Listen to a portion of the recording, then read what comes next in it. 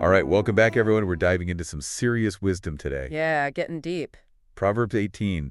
This chapter is all about, well, a lot, really, but mainly wisdom, words, and how we deal with each other. I mean, really, it's kind of amazing how relevant this stuff still is, you know? Oh, absolutely. Timeless, you could say. It's like whether it's ancient Israel or like Twitter today, people are people. Right. Makes you think. Like, have you ever really stopped to consider just how much weight our words carry? It's something we don't always think about, right? But Proverbs 18, it hits you right off the bat, the difference between wisdom and, well, foolishness. Yeah, like that whole thing about the fool who just can't wait to spout off. Exactly. They just want to talk, talk, talk. No understanding, no real thought behind it.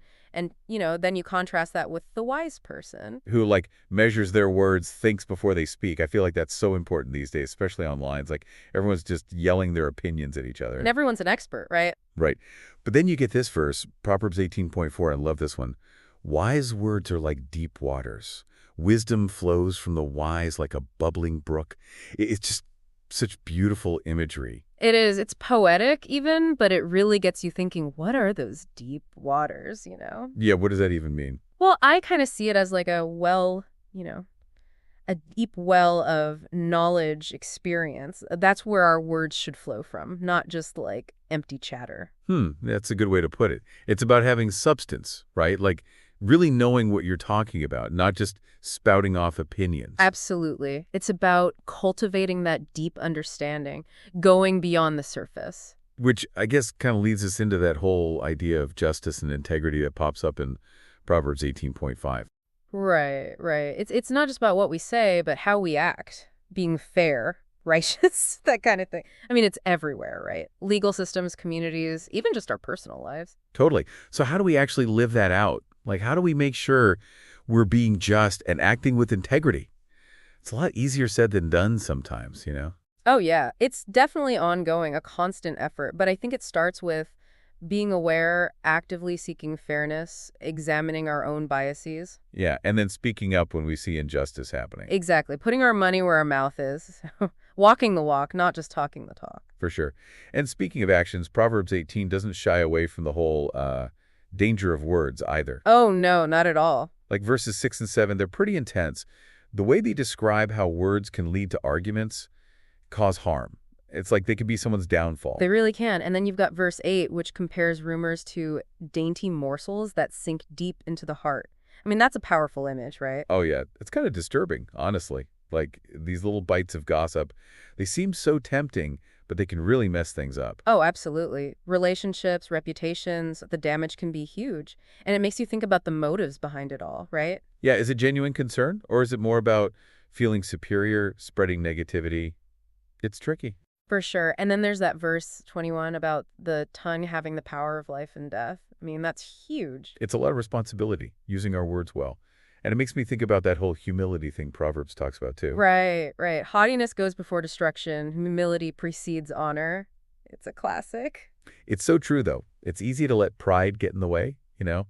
When you're feeling good about yourself, successful, it's easy to get a little cocky. Oh, yeah. But real humility, it's not about putting yourself down. It's more about realizing you don't have all the answers. Being open to learning, yeah. Exactly. And being able to admit when you're wrong, being willing to grow. So is humility something you're born with, or can you, like, learn it? I think it's more of a practice, a lifelong thing. You got to actively seek feedback, listen to different perspectives, be willing to get wrong sometimes. Makes sense. And it's interesting because Proverbs 18 also dives into friendship, but in kind of a contrasting way. Oh, how so?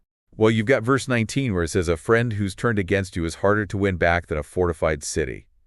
But then verse 24 talks about a friend sticking closer than a brother. Yeah. It shows how complex friendships are, right? Like any relationship, there are going to be ups and downs. Disagreements, hurt feelings. Sometimes you might even have to walk away. It happens. But the thing is, those real friends, they're precious like a treasure.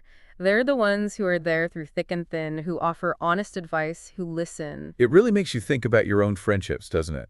And I love that image in verse 19 about the locked gate separating friends in conflict. Oh, yeah, it's so vivid, right? You can practically see those walls going up. But it also implies those gates can be unlocked. Exactly, but it takes effort, humility, forgiveness, and being willing to talk it out, honestly. Which brings us back to that whole listening thing that Proverbs 18 keeps coming back to. Right, like verses 13 and 15, they're all about listening before you speak, being open to learning, understanding the other person's perspective. It's like everyone has a story, right? A different point of view. Absolutely. So, becoming a better listener, it's about asking questions, paying attention to body language even, and really trying to see things from their side. It's the opposite of that fool rushing to speak without understanding. We don't want to be that guy. Definitely not. And the cool thing is, we have a choice. We can choose to be wise, to think before we speak, to use our words to build others up. So as we wrap up this deep dive into Proverbs 18, I'm thinking about how much power our words have, for good or bad. How can we use them to make a real difference in our relationships, our communities, even the world? It's something to think about. It is. And that's the beauty of Proverbs. It's this timeless wisdom that keeps challenging us, pushing us to grow, to learn, to be better. So as you go about your day, think about how you can apply these principles: wisdom, integrity, mindful communication. They can make a real impact. All right, until next time. Keep diving.